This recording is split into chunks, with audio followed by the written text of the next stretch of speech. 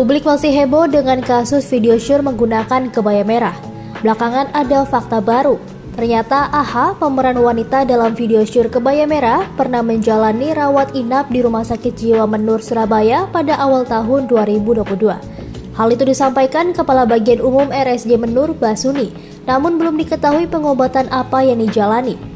Polisi masih akan mendalami informasi tersebut agar mendapatkan data yang valid. Diketahui AHA 24 tahun, pemeran wanita berkebaya merah dalam video dewasa yang viral di TikTok dan Twitter, sempat memperoleh kartu kuning atau tidak pernah memperoleh penanganan medis pada aspek kejiwaan. Surat kuning tersebut diperoleh AHA setelah sempat melakukan pengobatan di sebuah rumah sakit jiwa yang berlokasi di kota Surabaya. Kabid Humas Polda Jatim Kombes Pol Dirmanto tak menampik adanya temuan baru dari penyidik tersebut.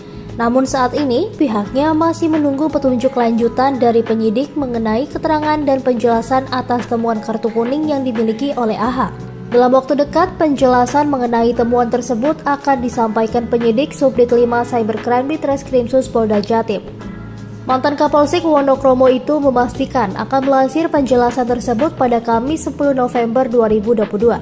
Sementara itu, Ketua Pengaduan dan Humas RSJ Menur Jatim, Basuni, mengatakan AHA pernah memperoleh pengobatan di RSJ Menur Jatim.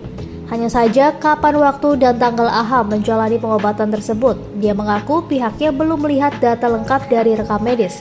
Kendati demikian, Basuni menjelaskan seseorang yang memiliki kartu kuning dari pihak RSJ Menur Jatim tidak serta-merta lantas dapat dilabeli sebagai pengidap gangguan kejiwaan.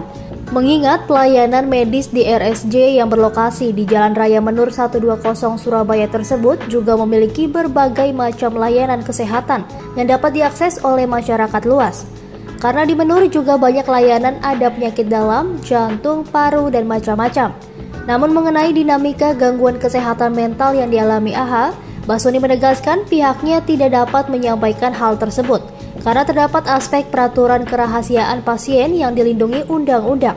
Ada Undang-Undang Rumah Sakit Nomor 44 Tahun 2009 maupun Undang-Undang Kedokteran Nomor 29 Tahun 2004 itu rahasia. Pihak penyidik Subdit 5 Cybercrime di Treskrimsus Polda Jatim yang menangani kasus tersebut telah mendatangi RSJ tersebut sekitar pukul 10.30 waktu Indonesia Barat pada Rabu 9 November 2022.